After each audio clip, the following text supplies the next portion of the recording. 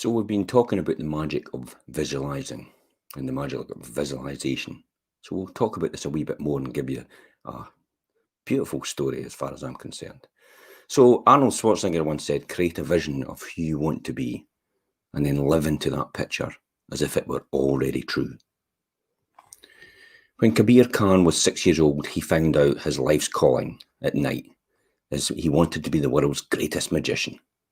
David Copperfield performed on television and he saw him time and time again and it inspired him. So for days, all he could talk about was his magic show. A few weeks later, his parents bought him a simple magic kit with a device that made coins vanish. He spent hours in his room practicing. When he turned 11, his mother bought him a full magic set equipment and he started performing at birthday parties and at his school. As the years passed, his goals became more ambitious. He longed to train with the best magicians in the world, all of whom were Americans. But how could he get there? His family didn't have any money, and they didn't expect him to pursue a normal career.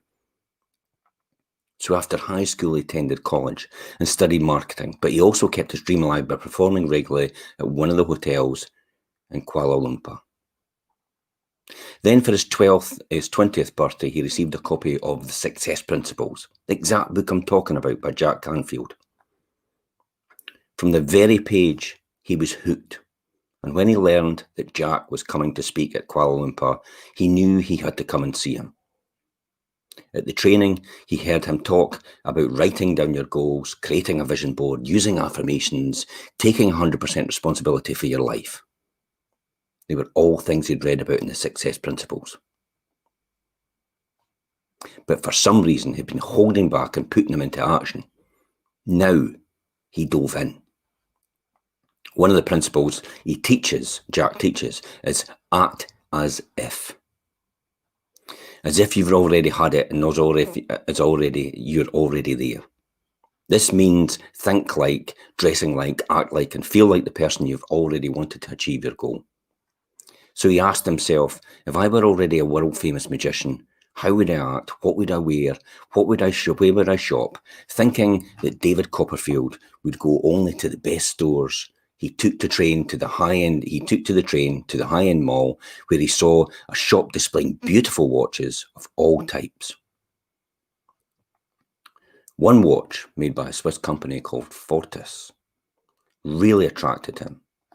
The clerk said it was the watch that the Russian astronauts wore. As soon as he placed it on his wrist, he fell in love with it and the feel and how solid it is and how well it was made. But it cost $3,000. He didn't have that kind of money. So using his cell phone, he took a picture of it, took it home, stuck it in his vision board and pasted it onto his refrigerator and worked towards and focusing with that watch on his wrist every single day. About 6 months after Jack's workshop, Kabir found a group of willing people to pay for him to go to magic school in America. But his joy was short-lived because of more consideration. The group decided he was too young, so they told him he needed to finish college and come back again and ask again later. He was devastated and humiliated.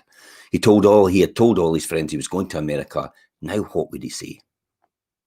He stayed home for a few days, feeling terrible and embarrassed, licking his wounds. Then he read in the paper that Jack was again scheduled to give another talk in Kuala Lumpur the very next day.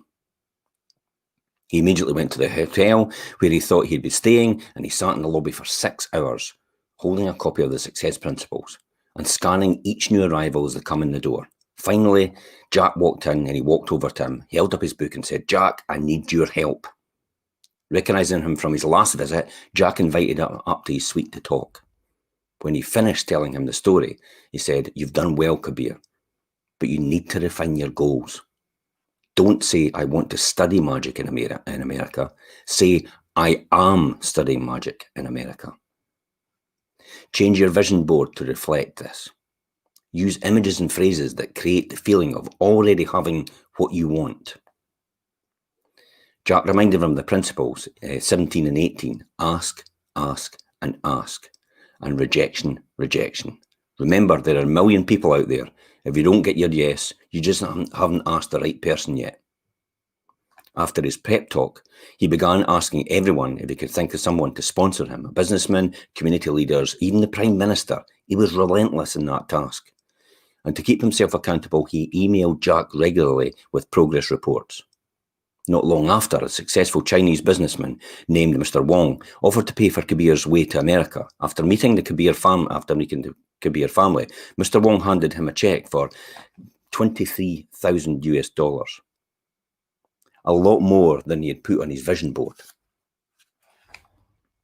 With that money, he was able to go to the United States and attend American school for a year, graduating with a certificate, and even a fiercer desire to become a world-famous magician, the Malaysian David Copperfield, basically. Back in Kuala Lumpur, he began performing regularly throughout Malaysia and eventually over all the Middle East and Asia.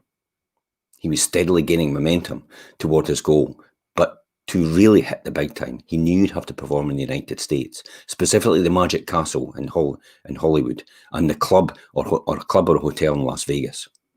Now, the Magic Castle was a very prestigious venue for magicians. Only hand-picked magicians were allowed to perform there before an elite audience. His experience with Mr. Wong's check had convinced him the power of visualization. So he had a friend make up a mock of a newspaper article with a headline saying, Malaysian magician to perform in Hollywood. In the article, he included a photo of himself and the news that he had been invited to perform at the Magic Castle in Hollywood and also in Las Vegas. He put this article on his vision board and read it every single day, making a point to experience the same feelings of gratitude and exhilaration he'd have if it were actually real. It got so that walking by the vision board would actually fill him in his heart with joy. Think about the last bit of music actually did that for you. It's exactly the same principle. You can change your state in a heartbeat.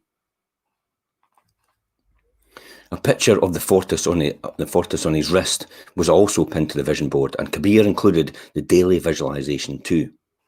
He had also continued to save money towards purchasing it. But when he finally had the amount he needed, he set off to buy the watch and he walked into the shop. His heart stopped when the Fortis display had been discontinued. It's gone, said the shopkeeper. We aren't selling them in Malaysia anymore, so we stopped stocking them. Seeing his disappointment, the man said, Hold on a sec. Let me just look in the back for a minute. He returned with a pile of watches which he had offered at private shows and dumped them on the counter. There it was, his watch. He picked it up and put it on. The clerk told him that because it was discontinued, he'd give him a big discount, so he just paid $1,000 for his dream watch. Then after a year of visualizing and doing other practices for the success principles, he received an invitation to perform at none other than the Magic Castle in Hollywood. He'd also booked a few engagements in some Las Vegas nightclubs. All was missing were enough funds for him to travel the United States, but the fees wouldn't cover all his expenses. Even using the money he'd saved on his watch, it wouldn't either. So determined not to let this opportunity slip, he'd racked his brain for other ways to raise money. That's when he had a brilliant idea. He picked up the phone and called the Fortis sales representative in Singapore, who had heard about Kabir's enthusiasm for Fortis and his persistence in getting it. In fact, he had long considered Kabir an unofficial Fortis ambassador, having inspired a number of people to actually purchase one of the watches.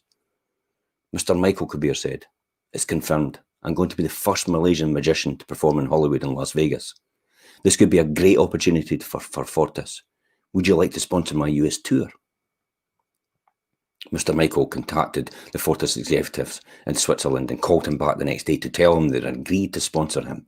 He was going to the USA. The trip was fantastic, and performing out on stage at the Magic Castle in Las Vegas was every bit as exciting and fulfilling as he had imagined it would be. But one of the most satisfying moments of all happened when he left to Malaysia. Looking online, he couldn't believe his eyes when he saw an article about his up-and-coming trip on Yahoo News. He'd been reading this made-up headline for months, and there it was, right in front of him, crystal clear on Yahoo News. But this time, it was for real. Malaysian magician to perform in Hollywood, it said. He'd done it. and all too quickly. He was only 26 years old. The fact that he was the first ever Malaysian magician to personally be invited to perform at the Hollywood and Las Vegas, along with his record of 21 straight Hollywood shows, earned him an honorary award in the Malaysian Book of Records. Kabir continues to perform internationally and even gave a recent command performance to the Sheikh of Dubai. But there's more. Mr. Wong and he are now business partners and have several exciting lucrative projects, including the iconic revolving restaurant at the famous Kuala Lumpur Tower, the 6th highest restaurant in the world. When Kabir first learned magic, one of his favourite tricks was to make money disappear. Years later, he credits the exact success principles for teaching him another kind of magic, the kind that makes money and fame and success and happiness appear. Today he tells audiences, magic is believing anything can happen. And I'll see you tomorrow.